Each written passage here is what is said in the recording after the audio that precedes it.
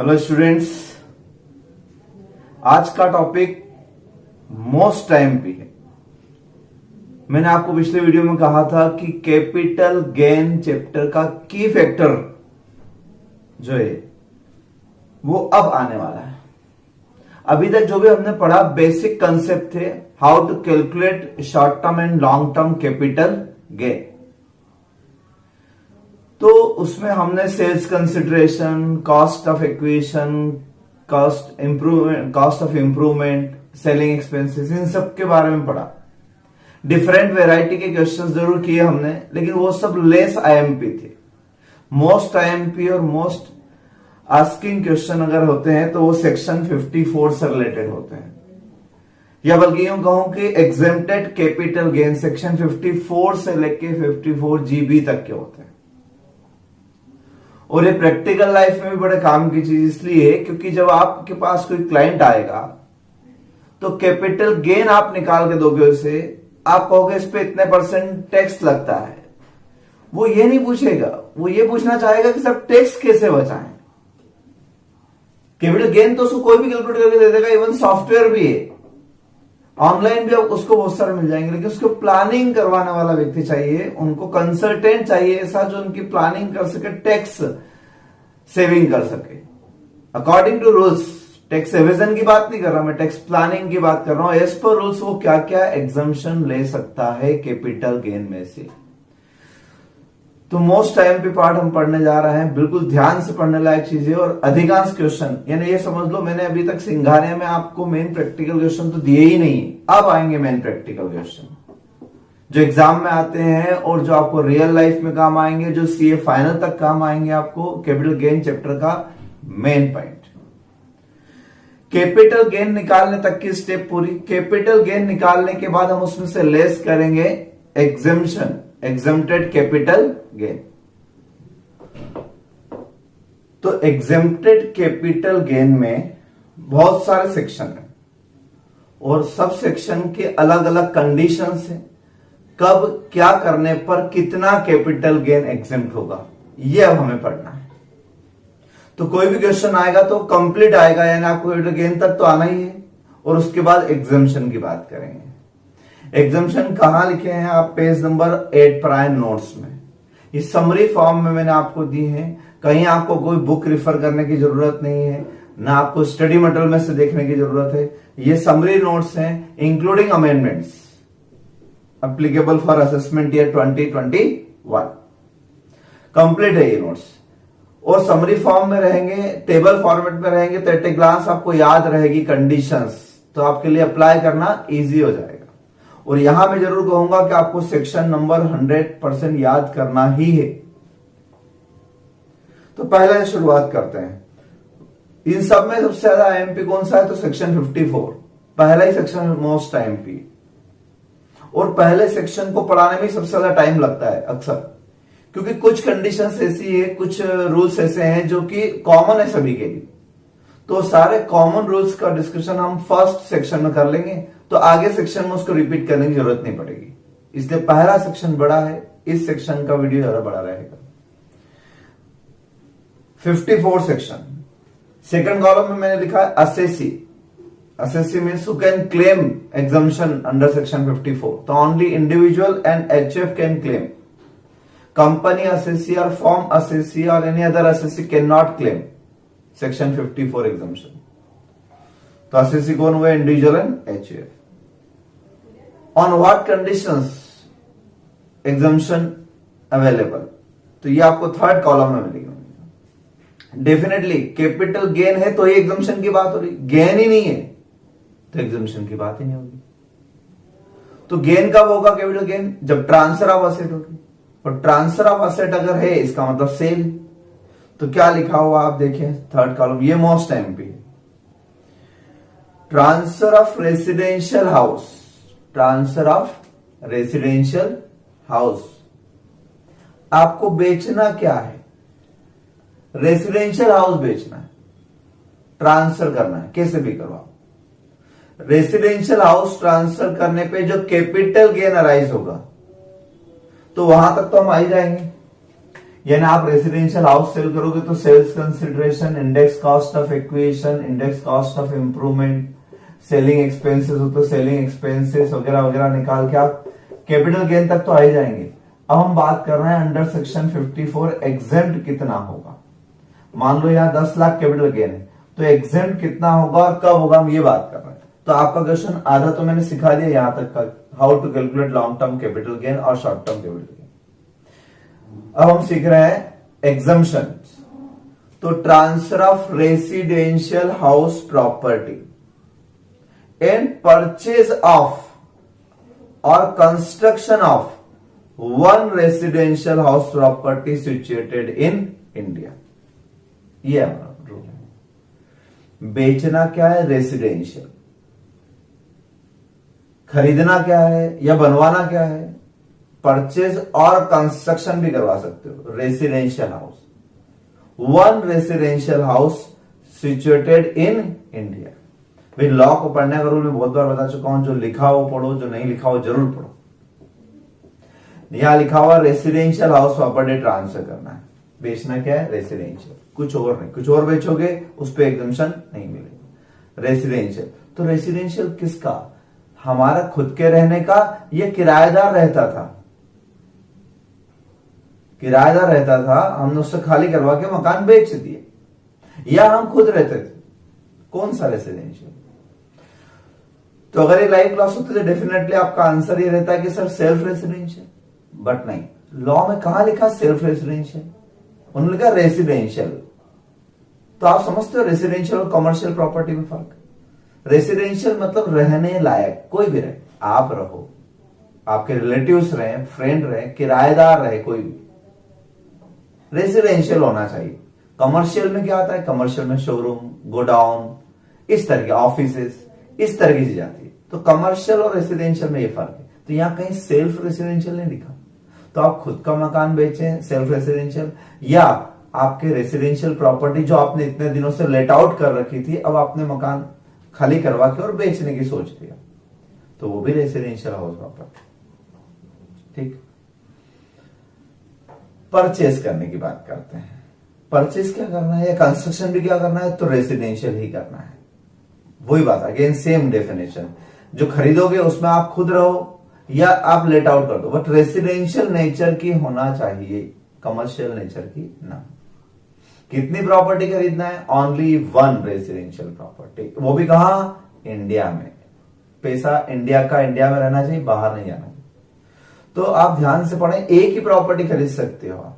अच्छा, बेचने में नहीं लिखा कितनी प्रॉपर्टी बेचना है, तो बेचो कितनी भी रेसिडेंशियल, खरीदना एक से ज्यादा खरीद सकते हो, लेकिन एग्जम्पशन किस पे मिलेगा, एक पे मिलेगा।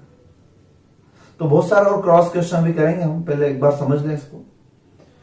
एक नया अमेंडमेंट आया है इसमें, if the amount of capital gain, if the amount of capital gain, not sales consideration, capital gain amount, ठीक है, डज नॉट एक्सीड 2 करोड़ रुपए।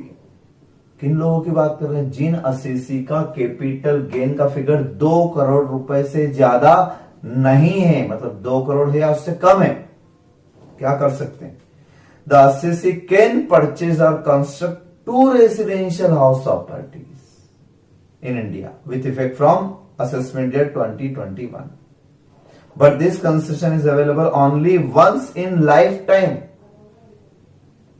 जीवन भर में एक ही बार ले सकते हो ऐसा कंसेशन, यानी ऐसा नहीं कर सकते कि इस बार हमारा 2 करोड़ से कम आया तो हमने 2 रेसिडेंशियल हाउस प्रॉपर्टी खरीद ली, ठीक, मिल गया एग्जम्पशन।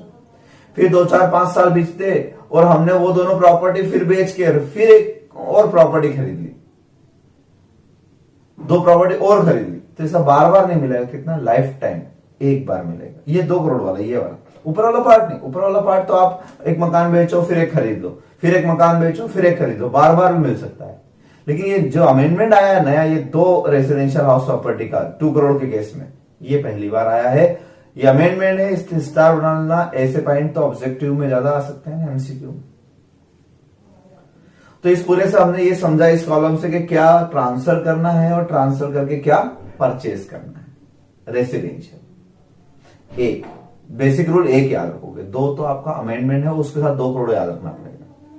ऊपर वाले में आपको कोई करोड़ की लिमिट नहीं थी, कितना भी कैपिटल गेन आया आप एक मकान पे खर्च कर दो, और एक मकान कितना भी महंगा हो, बंगला हो तो भी अलाउड है।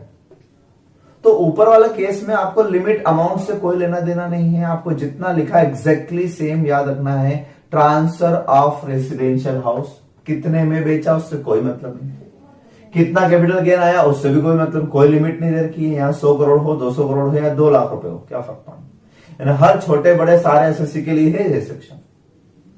ठीक, परचेज क्या करना है, 1 रेसिडेंशियल हाउस प्रॉपर्टी, एक मकान खरीदना है, 1 रेसिडेंशियल हाउस प्रॉपर्टी। चलिए कब तक खरीदना है, तो टाइम पीरियड की बात हम बाद में करते हैं। 5th कॉलम आपको मिलेगा लॉन्ग टर्म या शॉर्ट टर्म, यानी ये एग्जम्पशन तभी मिलेगा if there is long term capital gain. Short term capital gain के केस में ये सेक्शन अवेलेबल नहीं है। और रेसिडेंशियल हाउस में शॉर्ट टर्म लॉन्ग टर्म कैसे कैलकुलेट करें, 24 मंथ, यानी अगर कोई व्यक्ति मकान खरीद के 24 महीने के अंदर बेच देता है तो उसमें शॉर्ट टर्म आएगा, क्या आएगा, शॉर्ट टर्म कैपिटल गेन। और फिर वो वापस मकान खरीद ले तो सेक्शन 54 का एग्जम्पशन नहीं मिलेगा। बहुत से इन्वेस्टर लोग ऐसा करते हैं, एक कॉलोनी बनती है वहां मकान खरीदते हैं, फिर बेच देते हैं, फिर दूसरा खरीद लेते हैं। तो इसलिए गवर्नमेंट ने कहा नहीं, लॉन्ग टर्म वालों के लिए ये फैसिलिटी। आप 24 महीने 1 दिन, 24 महीने 1 दिन रजिस्ट्री कब कराओ, 24 महीने निकलना के अगले दिन करवाओ आप, तो लॉन्ग टर्म हो जाएगा, फिर आपको बेनिफिट मिलेगा। यहां भी प्लानिंग है, तो सोच समझ के करना पड़ता है। लॉन्ग टर्म होगा तो ही डिडक्शन मिलेगा, अदरवाइज नहीं। कितना मिलेगा, लास्ट कॉलम में एग्जेंटेड अमाउंट, तो कैपिटल गेन और कॉस्ट ऑफ न्यू असेट, ये न्यू रेसिडेंशियल हाउस प्रॉपर्टी मान लो मैंने 7 लाख में खरीदी, तो 7 लाख का एग्जम्पशन मिल जाएगा, 3 लाख रुपए टैक्सेबल कैपिटल गेन। और मान लो प्रॉपर्टी मैंने 17 लाख में खरीदी होती, तो 17 लाख में खरीदी होती तो which ever is lower, 10 lakh. मैं आपको पहले बहुत बार समझा चुका हूं, एग्जम्पशन और डिडक्शंस इनकम में से मिलते हैं, तो इनकम जितनी है उससे ज्यादा एग्जम्पशन थोड़ी ना मिलेगा। आप 10 लाख की इनकम है, इसको एग्जाम करवाने निकले तो 11 लाख एग्जाम थोड़ी ना होगा, 17 लाख एग्जाम थोड़ी ना होगा। इसको थोड़ी बोलेंगे लॉस हो गया, इसको लॉस नहीं बोले, लॉस एक्सपेंडिचर के कारण आ सकता है, खर्च होने के कारण, कॉस्ट ज्यादा होने के कारण लॉस आ सकता है, एग्जम्पशन के कारण कभी लॉस नहीं आएगा, इसलिए विच एवर इज लोअर, ये कंसेप्ट है। ठीक है, तो अमाउंट समझ में आ गई। मैक्सिमम सेक्शन में यहीं से कंपैरिजन है, लॉन्ग टर्म कैपिटल गेन और cost of asset which ever is lower. और लॉजिक भी बताया क्यों लोअर, क्योंकि अगर आप 17 लिख दोगे तो लॉस हो जाएगा, तो गलत है ना, एग्जम्पशन कभी नेगेटिव में नहीं होते। ये बात तो अपने सैलरी चैप्टर हाउस प्रॉपर्टी बहुत सी जगह पढ़ चुके। तो अब आप इस पूरे सेक्शन को बिल्कुल माइंड में बैठा लें। Section 54 available for individual and HUF, available in case transfer of residential house property and purchase or construction of 1 residential house property in India. A new amendment from assessment year 2021, if long term capital gain not exceeds 2 crore, then assessee can claim exemption for 2 residential house property in India. But this exemption is available once in life time. ये जो 2 बार एक साथ खरीदने वाला जो है वो एक बार मिलेगा लाइफ में। ठीक है, अब बात करते हैं 4th number point, period from the date of transfer. कितने दिन में खरीदना है मकान, एकदम तो खरीद नहीं लेंगे, मकान ढूंढना पड़ता है, पसंद आना चाहिए, कितनी कॉलोनी में भटकते हैं। आप पूछना अपने पेरेंट्स से, अगर मकान खरीदा होगा तो ऐसी थोड़ी ना है, कोई सब्जी थोड़ी ना है कि गए और खरीद ली। बहुत सारी कॉलोनी ढूंढते हो आप, पहले सिलेक्शन करते हो कि ये एरिया अच्छा है, वो एरिया अच्छा है, आपको कितनी साइज का मकान चाहिए, आपका बजट क्या है, बहुत सारे प्लानिंग, इसमें टाइम लगता है। फिर लोन पास करवाना पड़ता है, अगर लोन से ले रहे हैं तो, या खुद के पैसे से ले रहे हैं तो सेविंग इकट्ठा करना पड़ती है, तब रजिस्ट्री होती है, टाइम लगता है इन सब चीजों। तो कब तक गवर्नमेंट कब तक वेट करे कि आप एग्जम्पशन लेने वाले, वरना गवर्नमेंट तो टैक्स ले लेगी। और आपने ये बात मैं बहुत बार बोल चुका हूं कि हम कंप्यूटेशन जो करते हैं वो 1 साल का करते हैं, हर साल का कंप्यूटेशन अलग अलग होता है। इसीलिए तो हम ऊपर टॉप पे लिखते हैं for assessment year so and so या previous year so and so, 1 साल का कंप्यूटेशन करते हैं। 1 साल की इनकम पे इस साल टैक्स लगेगा, अगले साल की अगले साल पे लगेगा। तो ये हम सारा कंप्यूटेशन जो कर रहे हैं, इतने सारे क्वेश्चन वो कर रहे हैं 1920 यानी असेसमेंट या 2021। तो आप बोल रहे हो किसी के साथ हमने मकान तो बेच दिया इस साल, लेकिन हम खरीद लेंगे 2-4 साल में, तो क्या गवर्नमेंट आपके लिए रुकेगी कि नहीं अभी टैक्स मत दो, 2-4 साल में ये बंदा खरीद लेगा, वेट करेगी क्या? गवर्नमेंट तो अभी टैक्स रखवाएगी। तो इसलिए क्या रूल है जरा हम डिटेल में पढ़ते हैं, यहां थोड़ा सा संभाल के पढ़ने लायक चीज है ना। क्या लिखा है? 1 year backward or 2 year forward from the date of transfer in case of purchase and in case of construction 3 years forward।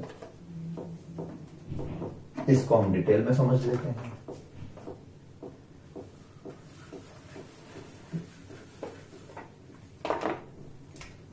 Date of transfer सबसे इंपॉर्टेंट है, डेट ऑफ ट्रांसफर। मान लो आपने 1 दिसंबर 2019 को कोई रेसिडेंशियल हाउस प्रॉपर्टी बेची, बेचने की date क्या है ये, तो किस ईयर में टैक्स लगेगा? ये कौन सा ईयर है? 1920, प्रीवियस ईयर 1920। असेसमेंट ईयर कौन सा होगा इसका? 2021। इस ईयर में हम सेल्स कंसिडरेशन और सब निकाल के और लॉन्ग टर्म कैपिटल गेन लाएंगे, उसमें से सेक्शन 54 का एग्जम्पशन देंगे। अब ये कह रहे हैं कि कब तक खरीदना है, तो ये कह रहे हैं 1 year backward,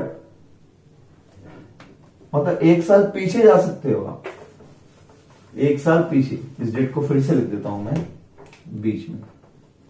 date of transfer 1 दिसंबर 2019। ये बोल रहे 1 year बैकवर्ड और 2 year फॉरवर्ड, ठीक है। 1 year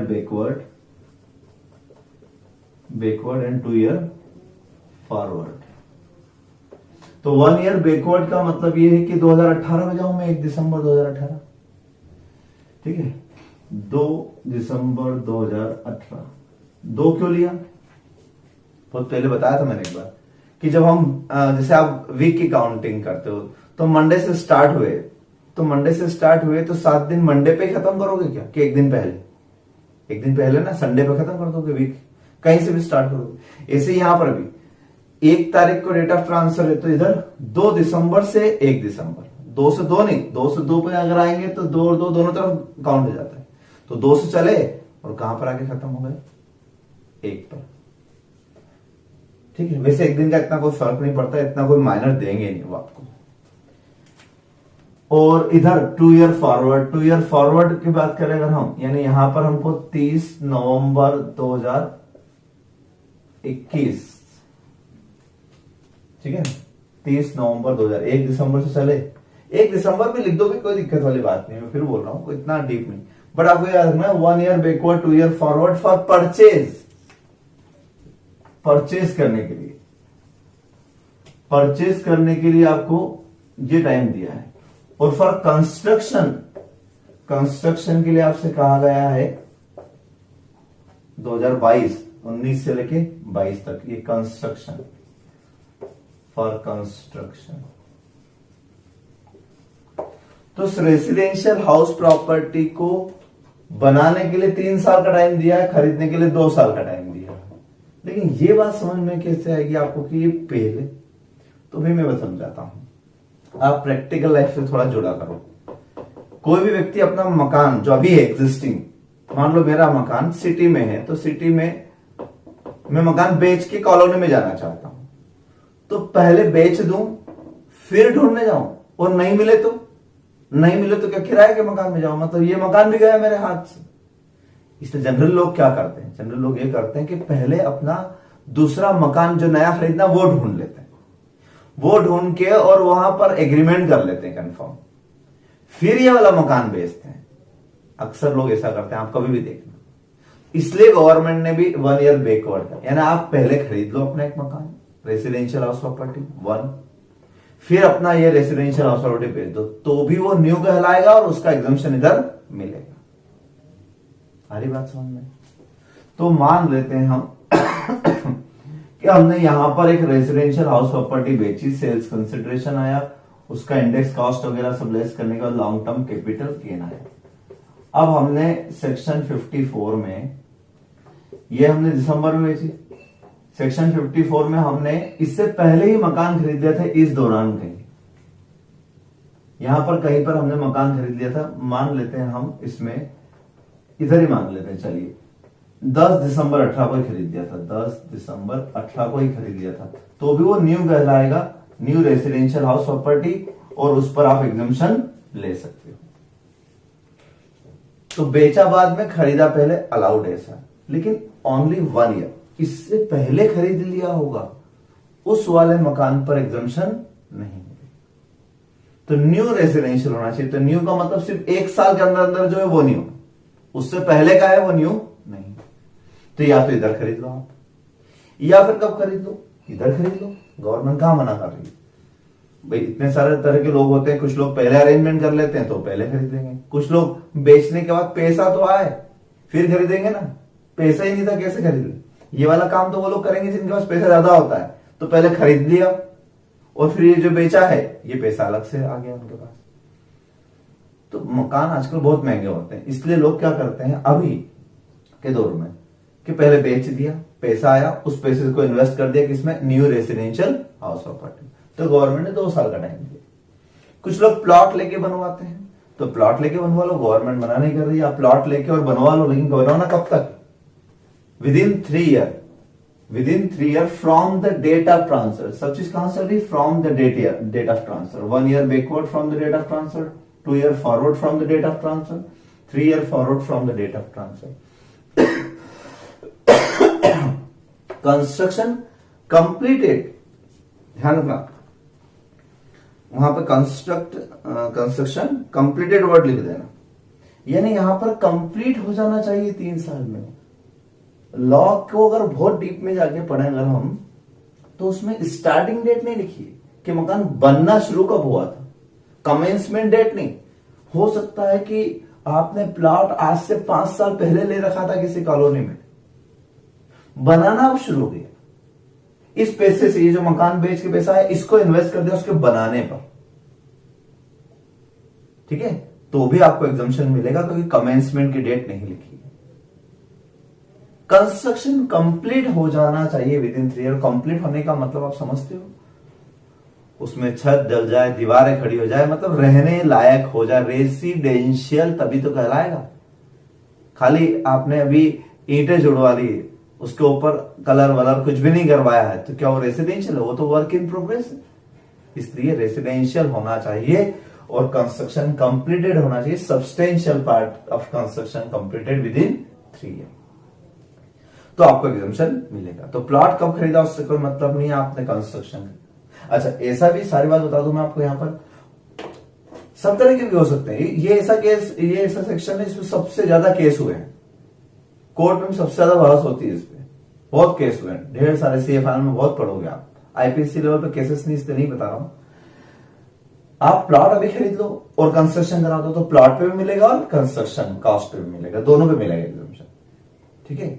बना बनाया जैसे खरीदते हैं हम, बना बनाया अगर खरीदते हैं तो प्लॉट और कंस्ट्रक्शन दोनों इकट्ठा अमाउंट देते हैं तो भी मिलेगा। यहां प्लॉट अलग से लिया आपने, मान लो आपने 7 लाख में से 2 लाख रुपए का प्लॉट लिया और 5 लाख रुपए कंस्ट्रक्शन पे खर्च किए, तो भी आपको 7 लाख पे मिलेगा, बट करना पड़ेगा विद इन 3 ईयर। ये कंसेप्ट है। तो सारी सिचुएशन कवर है, आपको तो जितना कहा उतना है, with in 3 year construction completed, बस। अब आपने किसी भी तरीके से बनाया। फिर दूसरी बहस का विषय कि सर वन रेसिडेंशियल प्रॉपर्टी लिखी, 1 तो क्या ऐसा कर सकते कि 2 बड़े प्लॉट लेके और उस पर एक बंगला बनाते हैं मुझसे लोग, 30-50 के 2 प्लॉट ले लिए और बड़ा 60-50 का एक बंगला बना लिया, तो 1 कहलाएगा कि 2? ये भी क्वेश्चन है। लोग मल्टी में फ्लैट वगैरह लेते हैं, तो फ्लैट कई बार ऐसा करते हैं 2 फ्लैट एक साथ ले लेते हैं, पास वाले बीच में दीवार तोड़वा देते हैं, तो पूरा एक मकान हो जाता है। बहुत से लोग करते हैं जिनको बड़ा मकान चाहिए रहता है, बंगला बनाना रहता है जिन लोग को, तो वो 2 प्लॉट पे बना सकते हैं। तो इंपॉर्टेंट ये रहेगा, इसमें बहुत केस हुए हैं, ठीक है ना। आप थोड़ा कॉमन सेंस ये लगा लेना कि अगर रजिस्ट्री है, कोई प्लॉट 2 हैं, दोनों की मिला के एक रजिस्ट्री हुई है, ठीक है, और पूरा बंगले का जो मैप सैंक्शन होता है नगर पालिका से, म्युनिसिपैलिटी से, वो भी एक मैप सैंक्शन हुआ है कंप्लीट पूरा, तो इसका मतलब 1 मानेंगे ना उसको। मल्टी में अगर आपने 2 फ्लैट लिए और बीच में दीवार तोड़वा दी, ठीक है, तो रजिस्ट्री 1 करवा ली तो 1 मानेंगे ना उसको। लेकिन अगर आपने 2 रजिस्ट्री करवा रखी है, भले आपने दीवार तोड़वा दी है, तो एक आप रहते एक साथ ही हो, लेकिन आपके ऑन पेपर 2 रजिस्ट्री है, तो फिर 2 मकान क्या लाएंगे, इसलिए एग्जम्पशन एक पे मिल पाएगा। और मैंने वैसे भी कहा कि अपन तो इंडिया में जानते हैं, फिल्मों में डायलॉग देखे होंगे कि कानून अंधा है हमारे यहाँ का। इसका मतलब ये कि यहां पर आपको डॉक्यूमेंट्री प्रूफ बहुत जरूरी रहेंगे। फिजिकली आप क्या करते हो उससे मतलब नहीं है, वो असेसिंग ऑफिसर को इंस्पेक्शन करने नहीं आने वाले। फिजिकल डॉक्यूमेंट आपका क्या कहता है, और मकान के केस में सबसे मेजर डॉक्यूमेंट कौन सा होता है, रजिस्ट्री सबसे बेस्ट, उसी में लिखा रहता है कि रेसिडेंशियल यूज होगा या कमर्शियल होगा, ये भी उसमें लिखा रहता है। तो ये भी वहीं से डिसाइड होगा, इसमें सारे मैटर उससे डिसाइड होंगे, इससे सबसे इंपॉर्टेंट वो होता है। ठीक है, तो ऐसे बहुत सारे क्रॉस क्वेश्चन उठते हैं, लाइव क्लास होती तो बहुत सारे होते, तो हम डिस्कस करेंगे बाद में कभी, अगर लॉकडाउन जब खुलेगा उसके बाद हम इसके बारे में डिस्कस करेंगे। अगर आपके दिमाग में कोई क्वेश्चन है तो आप लिख के रख लेंगे। ठीक है, अब दूसरा प्रॉब्लम वाली बात कि सर प्रीवियस ईयर 19-20 का रिटर्न असेसमेंट ईयर 20-21 में भरने जाना है। अभी 31 मार्च 20 खत्म हो गया, अब लोग रिटर्न भरने जाएंगे। रिटर्न भरने की ड्यू डेट जनरली क्या रहती है, जनरल रहती है ये असेसमेंट ईयर में जनरली 31 जुलाई रहती है। इस साल बढ़ा दी उसको मत सोचो आप, मैं नॉर्मल बात कर रहा हूं कि नॉर्मल जो लॉ में है उसके हिसाब से 31 जुलाई in case of non audited assessees, जिनका ऑडिट नहीं होता उनके लिए 31 जुलाई, और जिनका ऑडिट होता है उनके लिए सितंबर तक। ठीक है, ये सितंबर की लास्ट ड्यू डेट होती है ऑडिट करवाने की। तो इस कंडीशन में है ना, याद रहेगी ये बात, ड्यू डेट बहुत बार आएगी, है ना। Due date of filing ITR under section 139, section 129(1) में 139(1) में 139(1) में ये बहुत बार आएगा। Due date of filing of ITR, income tax return, बहुत बार बोलूंगा इस पूरे में। तो अब बंदे को कब रिटर्न भरने जाना है, इस साल की बात करें, आपको सोचना, अभी मार्च निकल गया ना, अप्रैल मई जून आ गया, अभी तो जुलाई आने वाला है, और डेट बढ़ा दी इस बार। तो चलो डेट नहीं बढ़ाते हैं, सपोज थोड़ी देर के लिए मान लेते हैं, तो जुलाई, तो जुलाई आने वाला है। अब मान लो जुलाई तक उसको कोई मकान का अरेंजमेंट नहीं हुआ, नहीं मिल पाया, ढूंढा, बहुत ढूंढा, नहीं मिल पा रहा है, तो फिर क्या करें, एग्जम्पशन तो मिलेगा नहीं, और एग्जम्पशन अगर नहीं मिलेगा तो रिटर्न, और रिटर्न लेट भी नहीं भर सकता, ऐसा नहीं, रिटर्न लेट भरेगा तो बिलेटेड रिटर्न हो जाएगा, इंटरेस्ट लग जाएगा, पेनल्टी लग जाएगी, और लेट 31 मार्च के बाद तो भर ही नहीं पाएगा, वो असेसमेंट ईयर खत्म हो जाने के बाद तो भर ही नहीं सकता वो। तो ऐसे बहुत सारे पॉइंट हम थ्योरी में पढ़ेंगे आगे। तो रिटर्न कब तक भर सकते हैं, असेसमेंट ईयर के एंड होने तक बस, और अगर वो एंड हो गया तब तक भी मकान नहीं मिला तो आप क्या करोगे। पहली बात तो फर्स्ट ड्यू डेट ही निकल गई अगर आपकी, तो आपको इंटरेस्ट पेनल्टी लग जाएगी बिलेटेड रिटर्न की। तो अब ऐसी कंडीशन में अगर आप टैक्स जमा करना चाहो कि आप एग्जम्पशन तो नहीं लोगे, सब एग्जम्पशन नहीं मिल रहा, तो लॉन्ग टर्म कैपिटल गेन पे फ्लैट रेट है 20%। आपको पता है टैक्स रेट कितनी है, फ्लैट 20%। तो सीधे सीधे 2 लाख का टैक्स भरना पड़ जाएगा। आप टैक्स भर के आ गए, आपने रिटर्न फाइल कर दिया 31 जुलाई को, अचानक 2-5 दिन में आपको एक मकान बहुत अच्छा लगा, जम गया वो आपको मकान, आपने उसका एग्रीमेंट कर दिया। अब क्या आपको वापस एग्जम्पशन मिलेगा, क्या गवर्नमेंट ये टैक्स जो आपने भरा 2 लाख रिफंड कर देगी, नहीं करेगी। तो फिर आप बोलोगे सर जब रिटर्न रिफंड नहीं करेगी गवर्नमेंट तो फिर इतनी लंबी टाइम लिमिट देने से मतलब क्या है, जब जुलाई देना थी ना फिर टाइम लिमिट, बस ये अप्रैल में, ये मार्च में खत्म हुआ, अप्रैल मई जून जुलाई, बस ज्यादा ज्यादा ये सितंबर तक दे दो, बस इतने देना था। ये इतने 2-2 साल 3-3 साल तक क्यों दिया फिर, जब एग्जम्पशन देना ही नहीं है। और 3 साल तक अगर आदमी रुक जाएगा तो रिटर्न नहीं भर पाएगा, क्योंकि रिटर्न भरने की लास्ट डेट 31 मार्च 21 होती है। यानी सब तरह से फंसा दिया, और ऐसा हर केस में होगा, हर सेक्शन में होगा, आप ध्यान से देखो, सेकंड सेक्शन, थर्ड सेक्शन।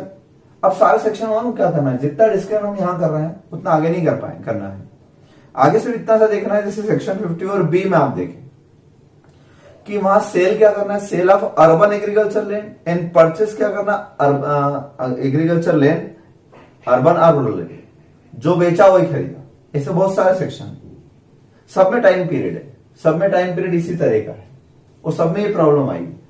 तो मैं इन सबके कॉमन रूल पर ले जाता हूं आपको, लेकिन आप पहले इसका रिवीजन कर लें। ये वीडियो डेफिनेटली बड़ा बनेगा, इसलिए मैं इसको स्प्लिट करके भेजूंगा, आधा आधा।